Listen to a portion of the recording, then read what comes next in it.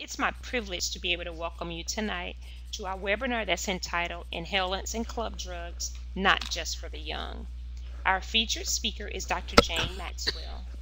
Dr. Maxwell is a senior research assistant at the Gulf Coast Addiction Technology Transfer Center at the University of Texas, Austin. She is a member of NIDA's Community Epidemiology Work Group. She's been a Fulbright Senior Specialist and is an adjunct professor at the Center for Accident Research, Queensland University of Technology, and serves on the FDA and SAMHSA expert committees. Her research specialties include trends and patterns of substance abuse in Texas, nationally,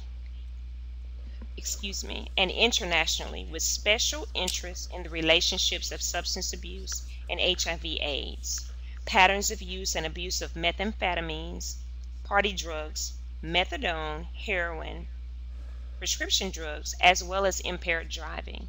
She is currently funded by NIDA to study patterns of methamphetamine use in the Austin area, and she is a principal investigator on a contract with the Texas Department of State Health Services, where she provides training and technical assistance for instructors teaching courses for impaired driving offenders. Well, tonight's presentation has been approved for 1 hour of prescribed CE credits through the AAFP. Our CEU accreditation is pending. Questions and comments can be submitted to the presenter throughout the presentation. However, due to the volume, we may not be able to entertain them until the end of the presentation, but it's possible she may get to them. So as they come up, just send them in. So in order to submit a question to the presenter, please type your question into the box provided at the left-hand corner of your screen and click submit. In addition, there will be an extended question and answer session at the end of this presentation. So ladies and gentlemen, again, welcome, and without further ado, I present to you Dr. Jane Maxwell. Thanks, Sabrina. I am delighted to be here with you and really appreciate your taking time to do this tonight, and I hope this is a helpful presentation. And yes, do send in comments, and one way or another we'll get them answered.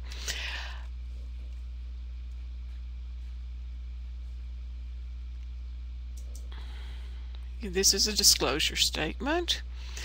One of the things I did was to go look at some of the data on inhalant use. This is Monitoring the Future, which shows over time the 12th graders reporting lifetime use of inhalants has declined, but it hasn't disappeared. Just not as much publicity about it as in the past, unfortunately. One of the things the National Household Survey shows us is the combinations of drugs they've used or of inhalants. Clearly glue and toluene are the favorites. Then you've got the gasoline and lighter fluid, the spray paint, the lighter gases, liquor thinners, solvents, anesthetics are the least likely. But if you look at these can be very, very dangerous drugs because a lot of them are solvents, and we know that we have a lot of fatty tissue in our brain. You don't call it fat heads. And with prolonged use of some of these drugs or these substances, you can literally dissolve the brain tissue. And that makes treatment and working with inhalant abusers very difficult. This is an article that came out recently that the prevalence varies by state. The relationship of depression with it, that the early onset of volatile solvent use, the kids were 5 times more likely to have used an illicit drug before they started with volatile solvent issues. So it's that kids that are really doing a lot of drugs and starting early. It's one of the first drugs they start with. And we have been really concerned with people in like juvenile detention and adult criminal justice population, because often there has been pretty high use of volatile solvents by these populations before they ever get into the criminal justice system. It's most prevalent among 14-year-olds, and it's more prevalent among young girls, but then when you get to high school, it's the boys in 12th grade who are more likely to use. I'm not going to spend a lot of time on this because you can go back and look at the the data later. We know many discontinue use quickly. They get headaches, they don't like the way it feels, it scares them, and they quit. But there are also significant levels of co-occurring mental health and substance use problems with this population. Some of them have been raised in socially disadvantaged families, are discouraging and traumatic social contexts. Had a colleague who did a lot of studying on inhalants and was really concerned because the babies in the playpen and mom and dad are sitting there doing inhalants and blowing all the gases around the room, so the baby is being exposed to these gases. Solvent abuse is difficult to screen for because there's no chemical test. If they've been doing solvents where they're huffing in a bag, a lot of times you'll see particularly if they're huffing gold paint and they're spraying it into a paper bag and then putting it up to their mouths and inhaling it, you'll see gold paint around their face. But no easy way to detect if you're a classroom teacher other than all these other behaviors. Very little research, it comes and it goes, but it truly is the stepchild in the war on drugs. We don't know that much about it. There's been studies periodically, but no one place where you can really go other than the article that the Garland Howard article at the bottom that really updates what's going on. There are certain populations, sometimes it's Hispanics, definitely younger kids. Inhalants are cheap, so those populations need to be targeted in these efforts. We need to start prevention in elementary schools. Early on, we used to talk about magic markers and that the kids should not have access to the ones with the solvents in them. At one time, the whiteout could get you high. That's now changed. But the elementary school is where we need to be starting about prevention, just as like, not taking other drugs. And need to really get clinicians more aware of VSM and the fact that they may be dealing with people who have these problems. For teenagers, volatile solvent inhalant use, you can see this is looking at, in Texas, the number of different inhalants they're using, and clearly 8th grade is where it really peaks in terms of using 4 or more types of solvents. Usually if they use one, they're also using others, but it's a younger person's drug, 7th, 8th, 9th graders. And this is a Texas school survey, and we've replicated this for 20 years now, and it's fascinating because use drops off, lifetime use and past month use. Now you would expect if you started with inhalants and you quit, then if you took the test in the 7th grade and said, yes, I used them in the past month and I also used them lifetime. Let's see if I can get this.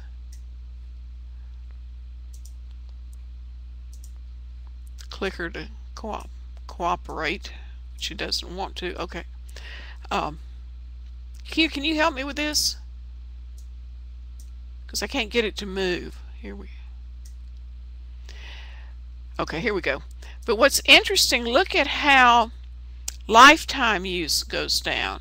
Now, if I ask you in 7th grade, have you ever used, and you said yes, and you also currently used it a month ago, when you get to be 11th grade, you may say, no, I'm not using it anymore, but I have used it in the past, and that should go up. Now, this is looking at the comparable survey for marijuana. Look at how lifetime use goes up. It's cumulative. You start using, you may never use again, but when you ask on the survey in future years, yes, I have ever used. Whereas past month use goes up some. But when we look at inhalants again, it goes down, which says to me that these kids after the 9th grade, 8th or 9th grade, are no longer in school to even take the school survey. I think it's a major factor in dropouts because they're just not there to report they've ever used inhalants in the past. This is a National Household Survey. The orange bar are people who started inhalant use at age 13 or younger. Clearly, they're more likely to be dependent on alcohol or drug abuse if they started inhalant use early. Didn't complete high school if they started inhalant use early. And much more likely to have been arrested for an illegal activity when they started early. And this is Poison Center data from Texas, and I think it tells us something else that most of us don't know. We think about inhalant use as being teenagers, particularly junior high kids. This is looking at abuse calls to the Texas Poison Centers. Somebody used it, they got in trouble. What do we do? Do we go to the emergency room? These are adverse reactions.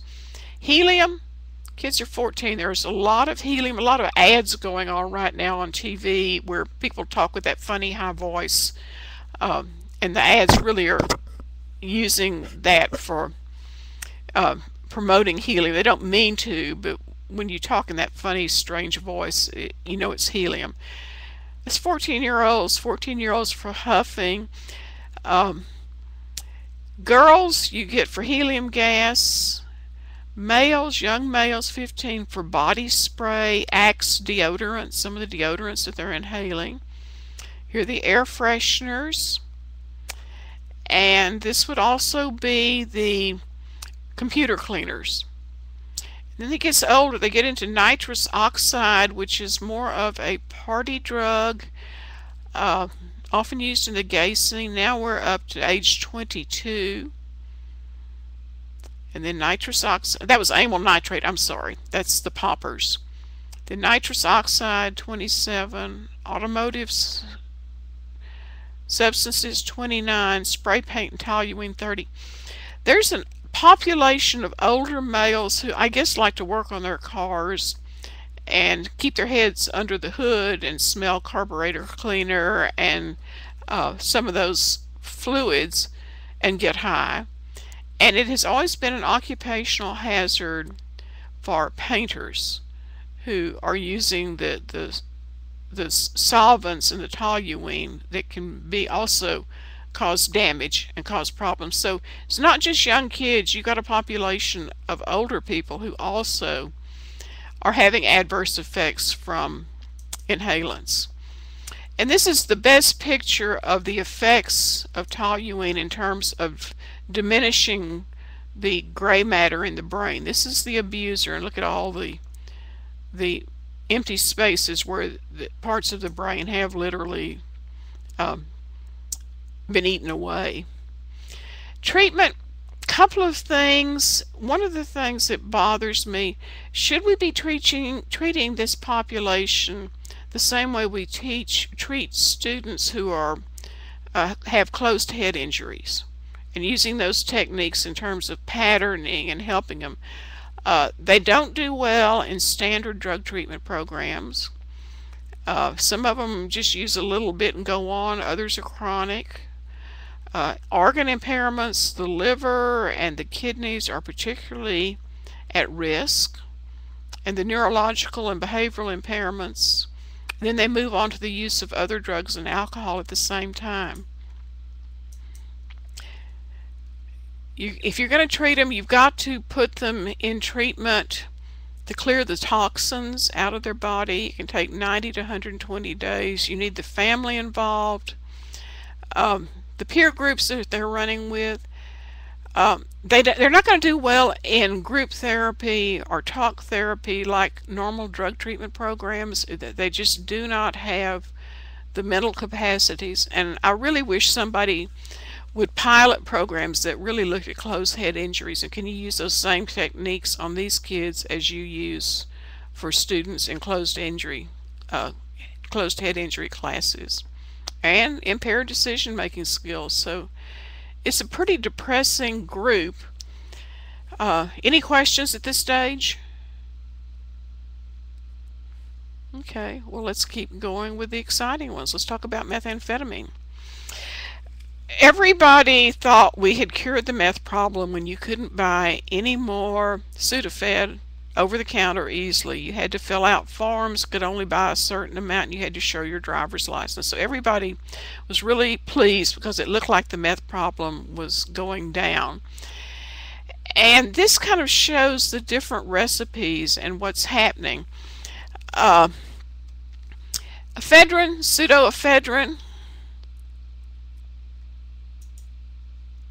No, there are no closed head injury treatment programs that I know of. I think I'm the only person that goes around saying we ought to be doing it.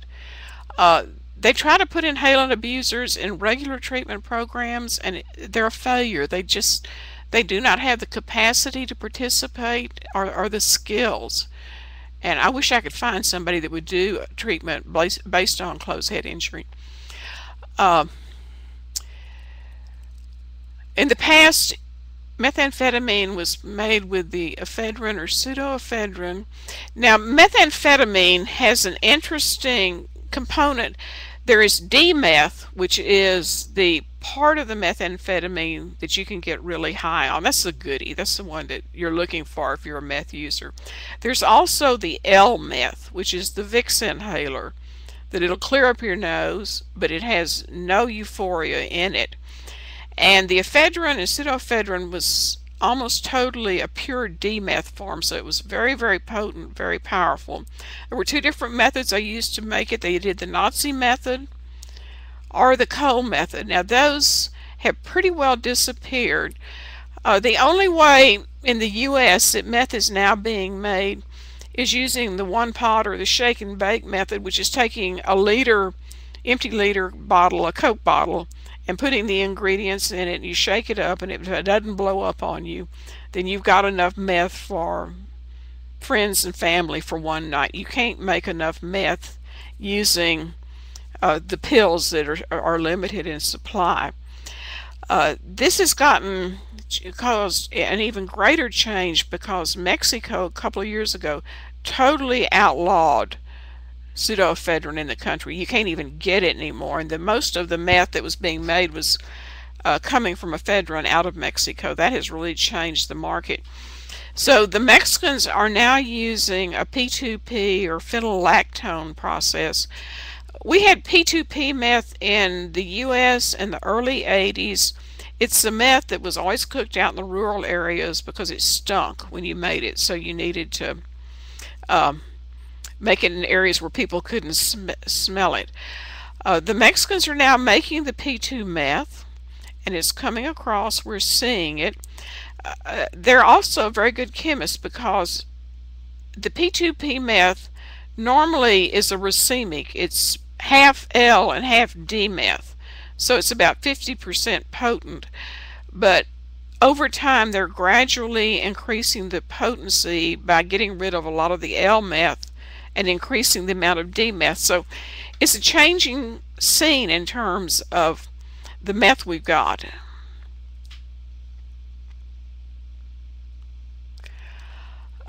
Just to show you the changes, this is the purity, which is now up to 95%. Here's the potency. We're up to 84, 83% in terms of the distribution of it's mostly D-meth now. And the production routes, the old ways with pseudoephedrine are really down to about 7% the last time I looked, and most of it is P2P meth. And this is what ice looks like. Ice is meth that's 90% pure, and this is courtesy of the DEA, but this is what ice cubes look like. And here's some exhibits of ice from the DEA showing what they're seizing and how they're analyzing it. I've interviewed 222 meth users in treatment programs soon after they've been detoxed and asked them what are the biggest risks of meth use, and I was fascinated by their answers because it wasn't meth mouth or the teeth, although some of them reported problems with that. It was the concerns about their mental health. We know that if you use meth, you're going to do serious damage to your brain. Usually the brain will heal over time, but the time it takes for it to heal could be 4 to 6 months. So they're coming out of treatment. They're concerned about their memory impairment, and it's going to take a while for them to get to the stage that they can regain a lot of that. But I thought if you're going to advertise why you shouldn't use meth, these are the reasons that would seem to be more important than teeth.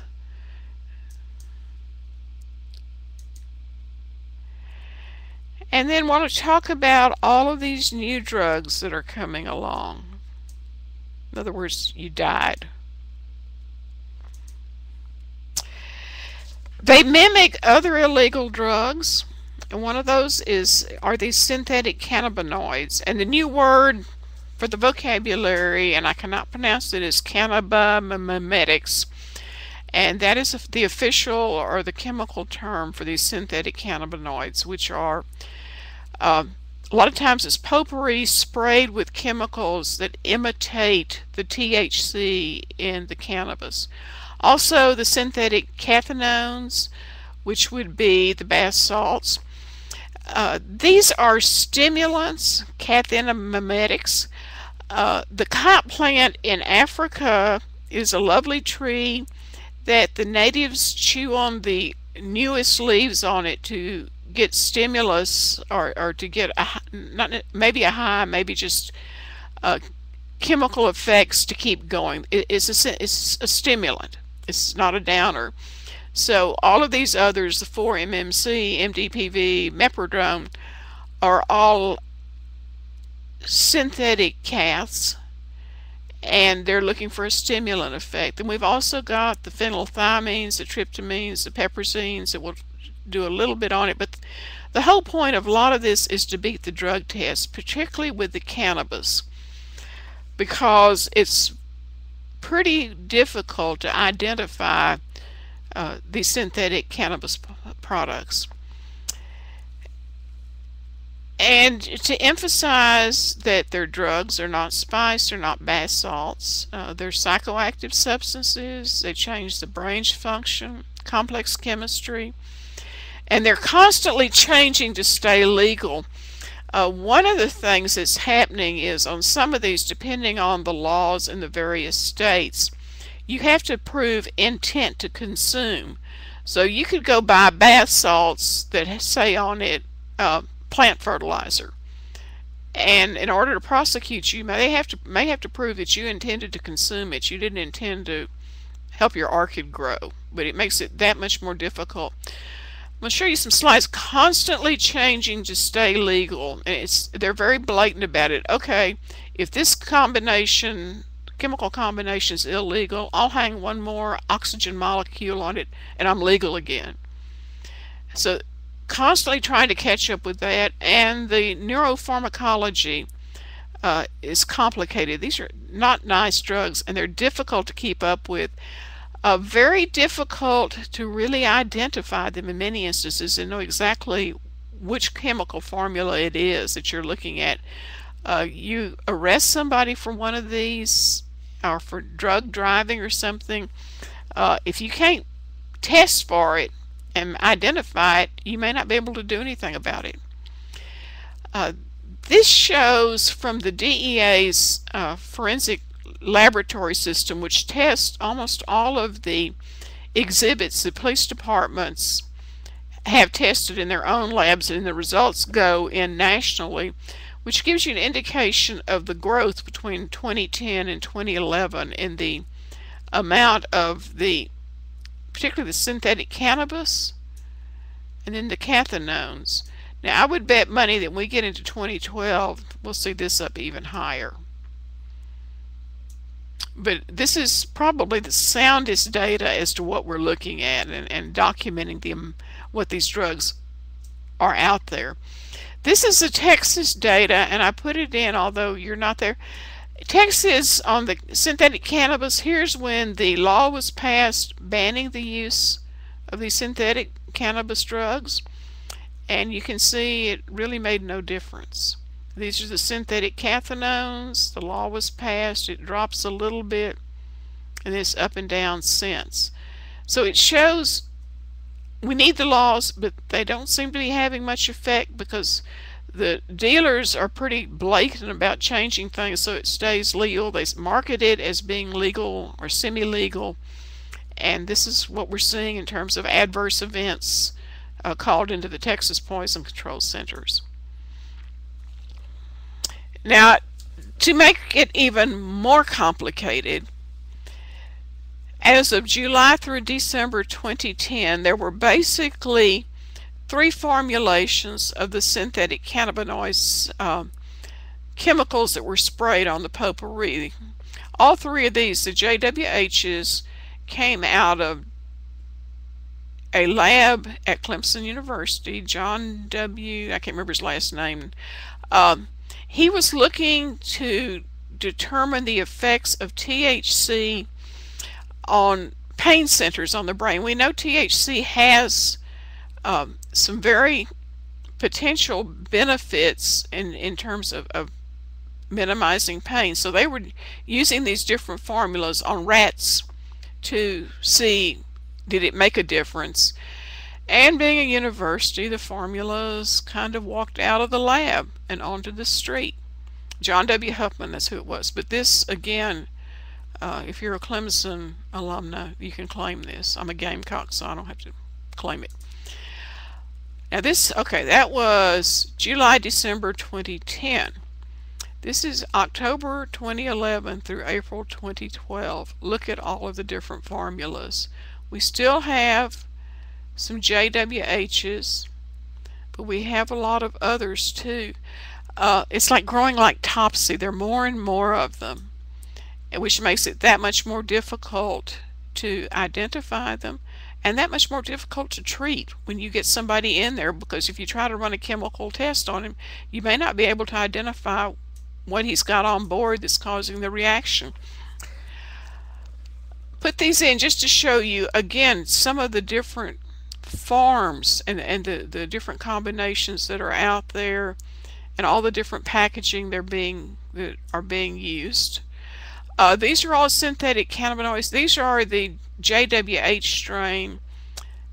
These are the CPs, which really come out of the Charles Pfeiffer labs, and so we're still seeing them out there too, but again, the differences.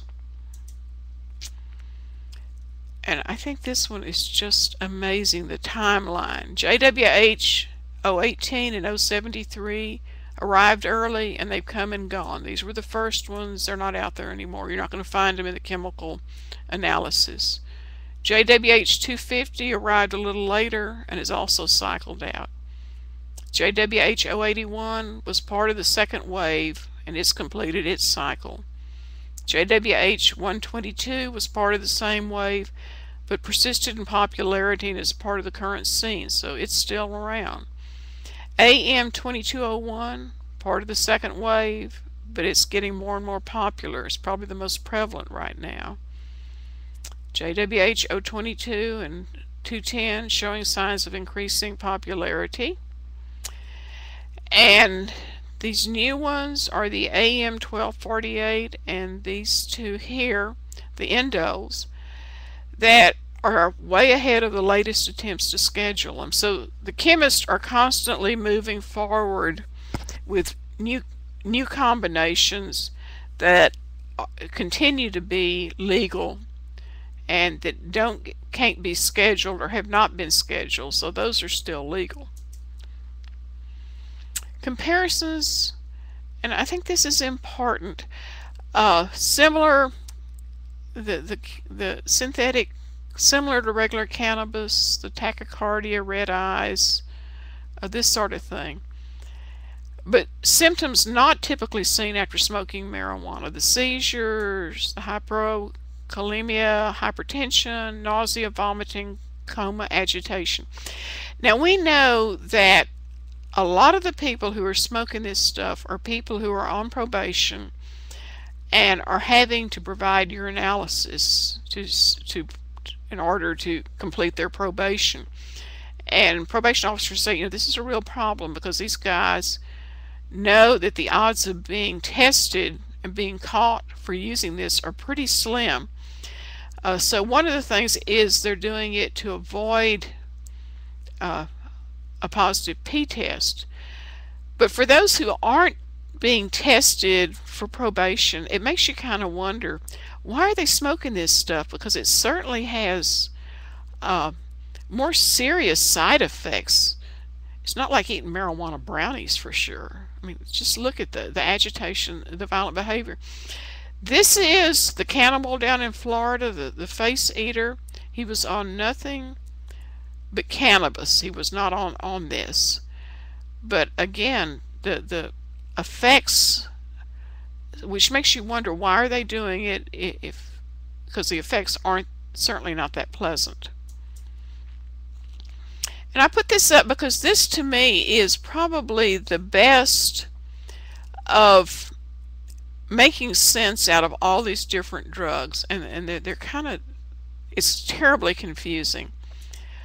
If I can get it, okay, it's not going to cooperate. There we go. These are the 2CBs that you're going to hear more and more about. 2CB, 2CI, 2CX. They're psychedelics, a lot like what in our youth known as the LSDs, but they're much more potent, and we see serious adverse events. Then we also have the stimulants, the beta ketones, the peprazines. So right now, out in the new drug world, we either have the psychedelics or the stimulants, and they're very different types of users. The stimulants, the meprodones, and then you've got the psychedelics, the 2CBs, similar to mescaline, if you're old enough to remember mescaline, the DMT. Stimulant users were similar to other ecstasy users. They were shifting to meprodone and MDPV because there's been a shortage of ecstasy in Europe and in Australia, but they like that. Ecstasy is a stimulant. It's like doing methamphetamine combined with LSD. It's kind of a trippy, speedy effect. The psychedelic users, they started ecstasy use earlier. More frequent users use multiple substances, more legal, mental health, and social problems. So really we're looking at two different groups of users and their behaviors and their problems. In terms of what drugs are out there right now based on the toxicology lab, clearly the most prevalent is MDMA, which is ecstasy. A little bit of MDA, TFMPP we'll talk about. What, 1,254 cases of LSD identified. Here's the psilocin, which is becoming more popular. We heard a lot about Foxy last year. Haven't heard much this year, only 55 cases. And here's the 2CB. Again, very low levels, but the side effects are such that we need to be aware of them and get familiar with the terms so that we know what they're talking about. The cathinones, the bath salts, you're not sure if it's MDPV or methylone or meprodone. Sold online, and they don't tell you how to dose or what to do with it. The ads is always about legal high, legal coke. You can take it orally or you can inhale it. Serious side effects, lots of slick packaging, and always labeled not for human consumption to get around the laws prohibiting the sales or possession. This is an article Henry Spiller did that showed some of the first responder descriptions of when they got these cases and went out to see what was going on. He was seeing things out his window, so he shoots out the windows and aims at strangers on the street. The female that leaves her 2-year-old in the middle of the highway because he has demons.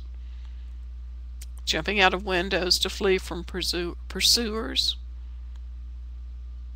And then breaking glass and wandering through the house barefoot through the broken glass. So just a snapshot of the things they're finding and the serious side effects of these drugs.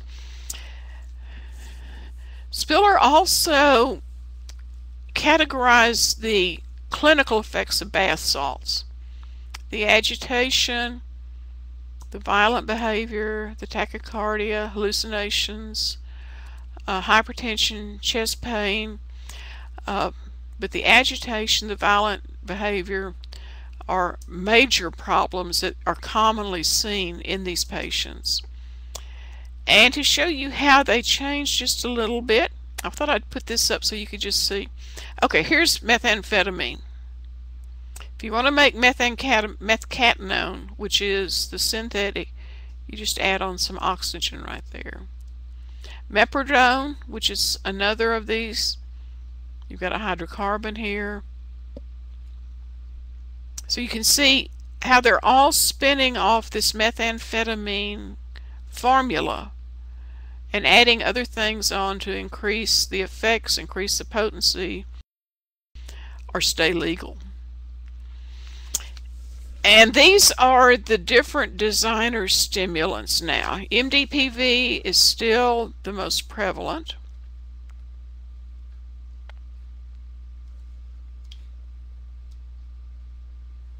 And then you can see all of these others, but this is a vast array of different substances. And how would you even begin to identify them if you were dealing with these cases in the emergency room when they come in? And what would it take in terms of a GCMS to even identify the effects? And this is from Barry Logan, who's one of the best toxicologists. The problems in trying to identify them, well, I'm sorry, the pointer's not cooperating. You don't have reference standards to know exactly what you're dealing with. And evidently the quality varies, the purity, and what's involved in, because they all are so similar, in trying to identify them, and then the sensitivity. So this shows again the difficulties that the toxicologist faces in trying to identify these drugs. Emergency room treatment. Try to talk him down, then you use physical restraints, start IVs, calming meds such as benzos every few minutes. Now what I didn't put on here is that you could do a Michael Jackson and dose him with propofol and intubate him and keep him like that until the drugs have totally cleared the body, and then you can bring him back. But just an indication of, didn't want people to know, because I don't ever know if they want to be like Michael Jackson or what, but just for your information, that's step 4 in this process. MDMA, still out there, it's been around forever. One of the things we're hearing is that there's a shortage. It's not as pure as it used to be.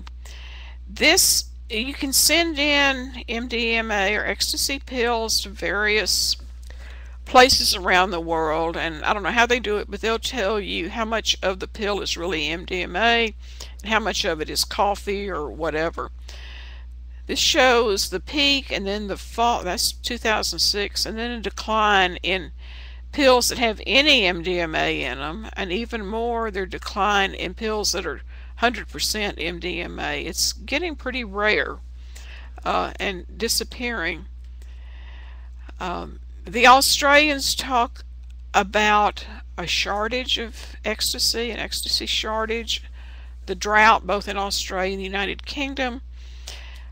They're changing the way they make it, using now saffron oil, trying to make more of it because the supplies are limited.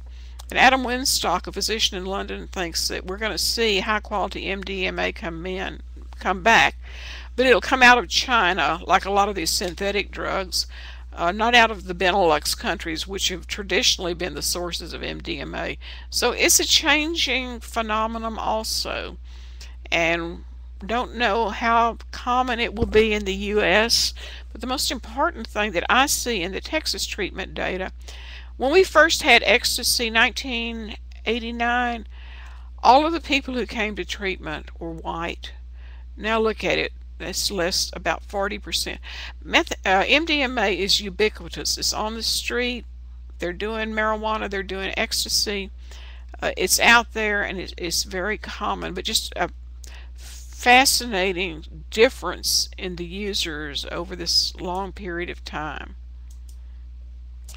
The peprazines, and we're getting into stuff that you may not run into, but I wanted you to know about it because this stuff, it comes and it goes, and it's still out there.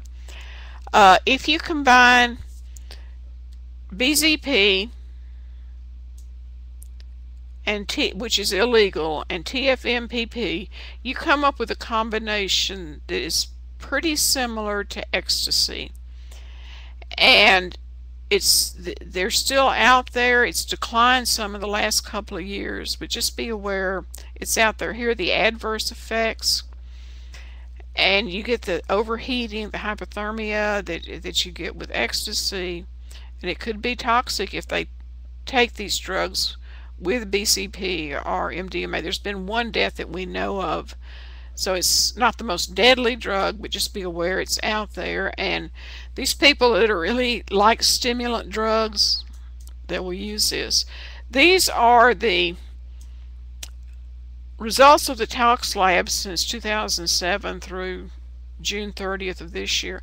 You can see it really peaks in 2009, and it's fallen off, and I hope it keeps falling down. So maybe it'll go away, but it's still out there, and we need to be aware of it and stay vigilant about it. Now, 3 of the others, the club drugs that are out there, I went again to the tox labs, and clearly this is phencyclidine. It continues to go up. The ketamine peaked in 2007 and then dropped off. And the GHB has been low, but it's out there, and we need to watch it because this is a date rape drug, and I still see some cases of it around.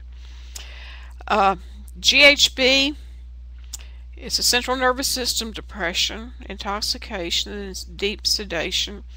GBL and 1,4-BD are legal. They're for strippers. And actually, if you look at some of the nail polish, if you look at in the grocery store at some of the nail hardeners, you'll see GBL. It's out there. It's legal. If you swallow it, the acid in your stomach is going to turn it into GHB. So that's the side effect that if people want to use this, that they run into. It can be deadly with alcohol. And because of the downer effect, a lot of people think, oh, well, this is neat. It fits into that feeling of intoxication. You can end up dead. Drink spiking continues to see a little bit of it, but I want people to be aware because we've had a couple of cases recently here in Texas that just because we knew it existed, people picked up on it. Not a lot of knowledge about how you treat GHB. Not a lot of luck in identifying it unless you do a GCMS, and tend to treat it like maybe marijuana or alcohol, but it's one of those, again, it's under the radar. You don't see it, you don't. There is one website out there about treating it. It was popular with bodybuilders, and people got very addicted to it. And if you're interested, I'll chase down that website and get it for you. Ketamine.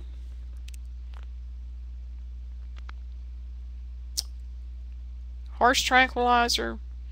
The vets have been using it up until recently, till people figured out it was being abused. Every kid in town who had to do community service work would go work at the vets because he could get hold of the ketamine. It's a dissociative drug. Alters your perceptions.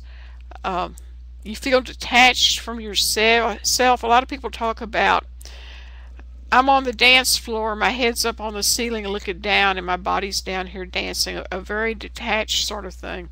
Snorted or swallowed, there's some neat little puffers so that you can get just the exact dose you want. It's not something you take tablespoons full of, but you take very small amounts, and it's one that they constantly try to titrate the amount of the dose they're getting so they can keep the effect without overdosing.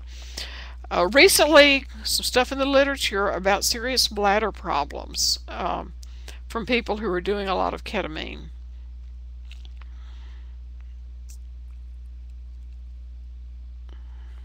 And we had an outbreak of ketamine on the East Coast a few years ago, and what really was going on is that the heroin on the East Coast is a white heroin.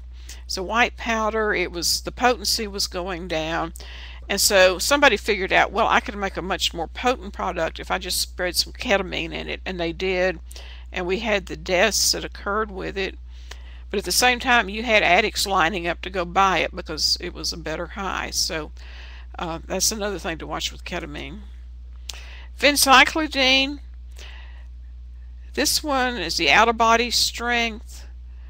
A lot of times the PCP is either sprinkled on a joint or it's dipped in embalming fluid, and the PCB has been dissolved in the embalming fluid. And yes, embalming fluid is legal. You can buy it from the chemical supply house. And it still sticks around. The thing that worries me is it's a nasty drug. It produces a lot of violence and really serious crimes, but it doesn't go away. And I don't know why people keep using it, but even with these side effects.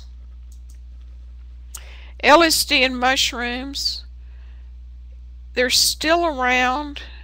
I think maybe they're more prevalent than we think because it looks like what's out there now is not as strong, so you don't get a lot of the really bad trips and effects that we heard about years ago. But we're not doing much about looking at it or chasing down the data. Is it really a problem, or has it gone away? This is an ad. It's an old ad, but again, not for human consumption. And there's your mushroom you can go buy. And in the spring, you always get, during the rains out in the country, you always get kids out harvesting mushrooms in the cow patties, which seems to be a rite of passage for too many kids over the years. But it's still out there, so be aware that it can exist. And if you get somebody who's really into hallucinations, you may want to think about that. Salvia divinorum, everybody got upset about this a few years ago. It is the most potent of the natural hallucinogens. You get the visual distortions, unreality, dissociation, motor coordination. It's a nasty drug. Everything I've read, people who try it once for the most part will never use it again because it's so unpleasant. You can chew it or smoke it. And I think the unpleasantness is really shown in the fact that everybody was concerned, everybody was talking about use of salvia in 2008. We had 73 calls in Texas that year. Now we're down to 15. So this may be one of those drugs that is so unpleasant that people don't continue to use it. Don't know, but I think that I want you to be aware of it. Crocodile, you're going to get some questions. Common in Russia, that should be tablets, not tables, where they boil down codeine tablets with paint thinner, lighter fluid, red phosphorus. If you really want to be grossed out, Google crocodile online and look at the pictures where you actually see users who've been injecting and you see the bones sticking out of the skin. Serious drug we have seen virtually none very little in the U.S., but just because I love the drug fads move around. You say something about crocodile and the next thing you know some fool's trying to use it just to see what the effects are, even though it's ghastly. But another one just to be aware of. And DEXTROMETHORPAN. Particularly these different drugs. The Coracine HBP is a favorite. because it looks like little red M&Ms. The HBP means it doesn't have the chemicals in it that would raise your blood pressure and cause your heart to race. So kids like it because you don't get those side effects with it. And again, it's a dissociative. If you at the high doses, you can get the same dissociative hallucinations. The visual effects, they talk about the eyes are open and closed, but they're seeing things with their eyes closed. The perceptual changes, mystical type experiences similar to the use of psilocybin. You can get the high blood pressure, the racing heart. And the calls that we get in the Texas centers, they're a young user. The carcedons are 19, the dextromethorphans are age 21. Like inhalants, it's a young person's drug. This is a Texas survey over the years. And you can see use peaks. Here's 8th grade, and then it tails off.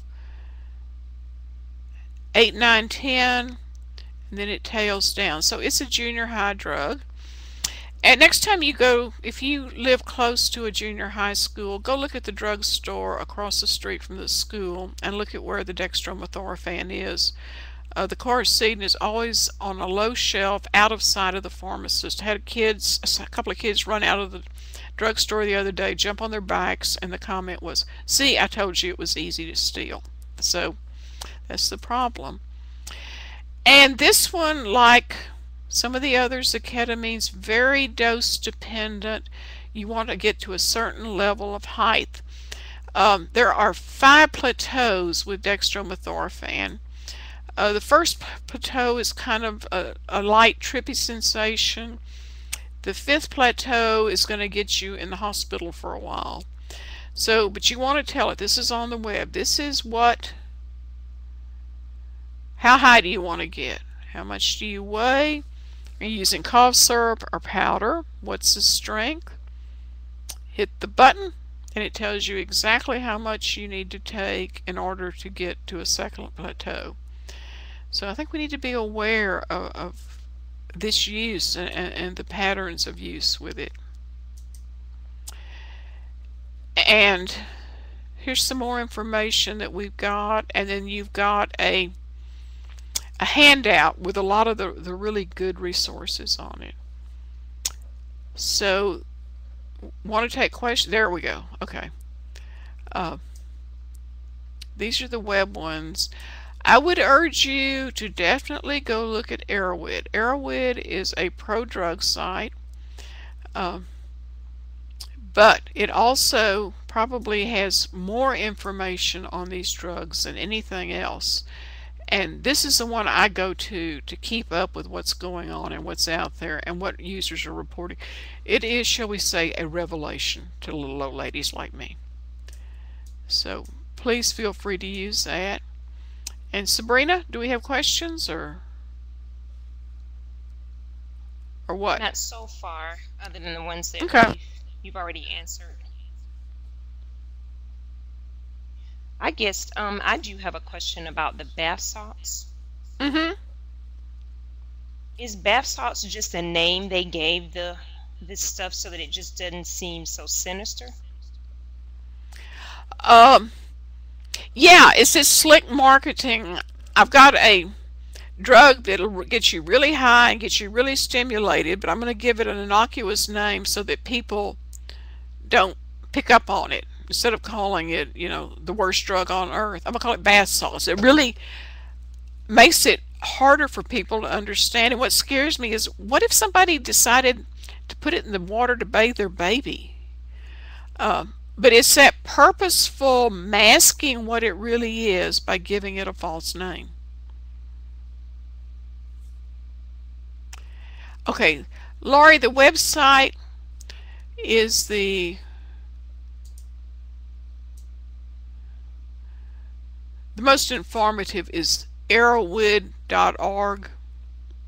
Just Google for Arrowwood, E-R-O-W-I-D. Google for that. And that's the pro-drug site that, yeah. I've put it on the website. It's on the Primary Care for All website. Okay. If you look under the general behavior health and primary care links section, it's something called Inhalants and Club Drug Resources, and there's a link there to, in fact, everything that you have on your list. Okay, well, thank you. And just be aware that it is a pro-drug site, so. But if you're going to deal with these drugs, you've got to really know what people are doing.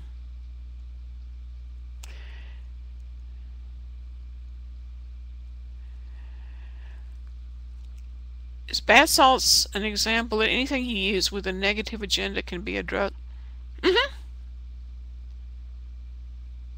Anything can be. Spice, let's go back. This is the synthetic cannabis, where they are, and Richard, I'm going to come back to you in a minute. Spice started off being called Spice, and now that we know more about it, we know it's really a synthetic cannabinoid. It's a synthetic cannabis product, and it's potpourri or some kind of grass material that has been sprayed with one of these chemical formulas that produces a sensation similar to marijuana. But I showed you some of the more unpleasant side effects. The agitation, the violent behavior that you can get with the spice that you don't normally see with the marijuana. Although I do need to say we're beginning to see some literature about people who are genetically at risk of schizophrenia or psychosis who are doing heavy cannabis may find themselves in serious trouble because they are at risk. Did that help? And Richard, I think people go around doing that in terms of, if you talk it up as being something, oh, this is really neat, this is really wonderful, they'll go do it. One of my best was I had a phone call that a kid, because he used to call heroin shooting peanut butter. And kid thought, oh, that's neat, I'm going to shoot peanut butter. So he goes in his kitchen, digs a hole in his arm, and tries to put Skippy peanut butter in his arm. People, I have never seen anything like what people will do to get high. So yeah, bath salts, the term bath salts is just an example, and it's one of the synthetic stimulant drugs that we're seeing come on the market now. And I think part of it is because there's been a shortage of ecstasy, and people who like the stimulant effect of ecstasy are going to these other drugs because they're cheap, or they're not that cheap, but they're easily to get.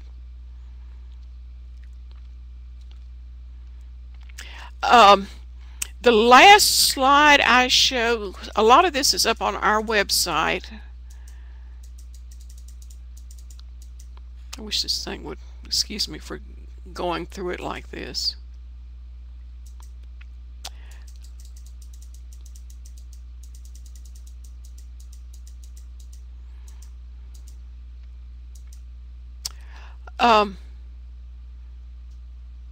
This one. These are PDFs of the presentations, so you can go on them and look and download them.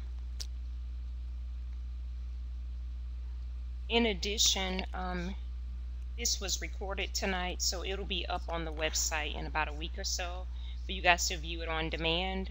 But also, if you would like to get a PDF of this presentation, so Dr. Maxwell, is the entire presentation on your site or just certain slides? Okay, I keep updating the site, and I have more than just these drugs on the presentation, because I also did heroin and cocaine and some other things.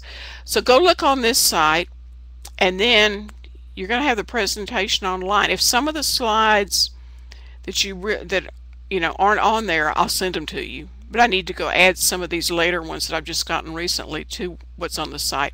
But go look at this. Everything, pretty much everything ought to be up there. Okay, awesome. I think someone was saying it was hard to hear me. I'm assuming that was to me. So if there are any more questions, feel free to go ahead and send them in. A little bit.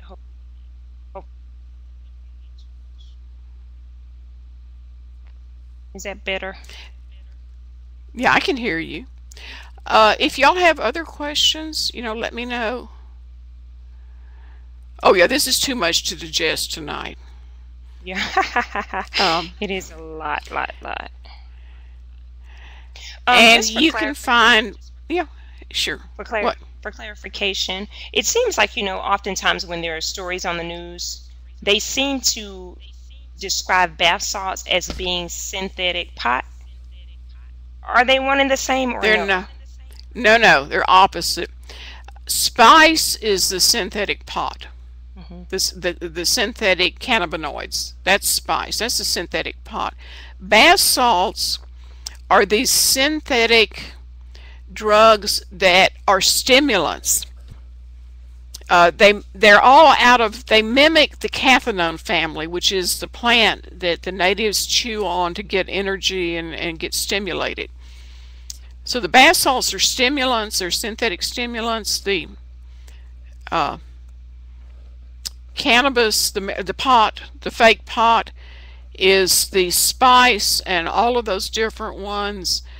And I still do not understand why people would pay money for spice unless they have to do a urine test, because the side effects are not nearly as good. I mean, the side effects are much worse than doing regular marijuana. And I am not advocating doing regular marijuana. I'm just fascinated with the brains of users that they go out and pay good money to get the spice when they've got a baggie of marijuana in their drawer or something. Drug users are unusual in their thinking. It just fascinates me. And I'm at the University of Texas, so if you need me, email me and I'll send you what you need, okay?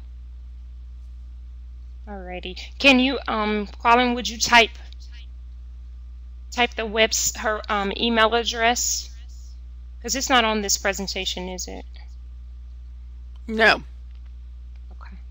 Okay, potential addictive drugs that could be created from narcotics.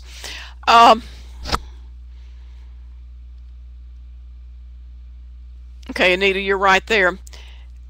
Addictive drugs that can be created from narcotics. I think what we see is this whole rise in prescription pain drugs where they're using them. I think a lot of them started on prescription pain drugs, got hooked, and then when their addiction got so expensive, because an OxyContin 70 is $70 on the street, they then shift to heroin. Not many opioid drugs that don't already exist. I think it would be difficult to create synthetic opioid drugs. But yeah, the crocodile. I've seen this done in Australia too, where they're cooking down the codeine pills and then injecting it. Don't see it here in this country. But again, the basis is the codeine, which is an opioid. Other things we need to watch is there's some very, very good drugs for heroin treatment or opiate treatment that can be that are being misused. Buprenorphine is one of these that has a real potential to treat heroin addiction and deal with the prevent withdrawal, but it's also out on the streets and we need to watch for that.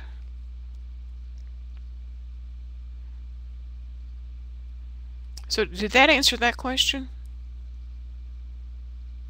While we're waiting for that, yeah. Dr. Maxwell's. Okay, address. I just wanted to make sure. I think Colin put it up in the pod so if everyone can see it. Okay, Anita, one more thing with passing the urine drug screen. I think most of them are aware that there are not that many drug tests out there that can identify these spices, these synthetic marijuana products. I keep watching the number, but there are only a handful of them. Maybe there's 7 or 8 now. They're expensive. So the people that are doing it are pretty aware that the chances of getting caught are pretty minimal, just simply because it takes a totally different urinalysis test for each of these different drugs, each of these different synthetic marijuana drugs. And they're expensive. Tramadol, yes, it is abused. It's not the most abused, but yes, it's out there. Tramadol's been around a long time, Ultram. But yeah, it's out there, and it is a drug of abuse. Any of the opiates are going to be subject to abuse, which is a real worry, because it worries me when people start abusing it. Then we start tightening the regulations, often too late, and I always worry about, are we going to lose the loss of some of these drugs that we really need for intractable pain. But yeah, tramadol's definitely being abused. Nothing like OxyContin or hydrocodone or Vicodin, but it's out there. They're all out there.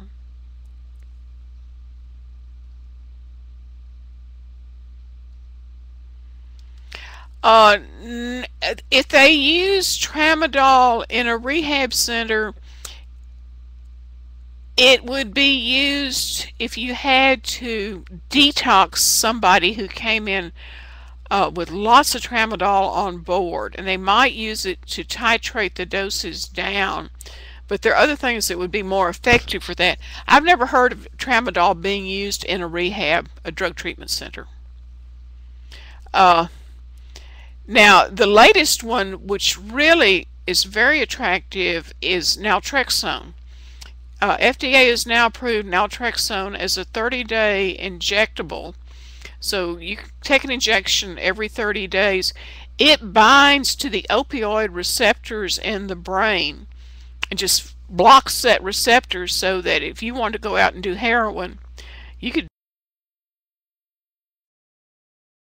stuff yourself full of heroin, but you wouldn't get high, because the naltrexone has blocked that receptor.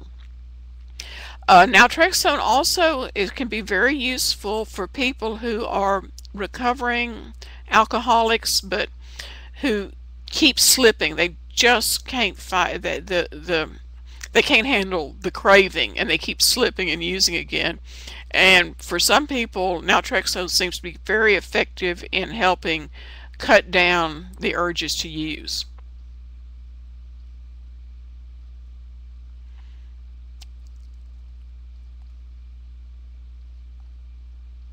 Suboxone, yeah. Suboxone is buprenorphine. Suboxone, there are 2 kinds. Suboxone has buprenorphine and naltrexone in it. Naloxone. Excuse me, not naltrexone, naloxone. All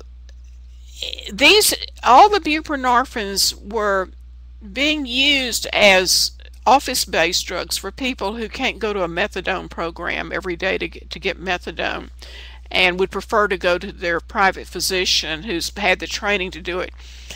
The buprenorphine is very good for detoxing. It also will keep you stable so that you don't start craving heroin. But the naloxone keeps you from abusing it. In other words, if you take Suboxone and then turn around and inject heroin, you're going to go into an immediate withdrawal. You're going to be real uncomfortable for a while.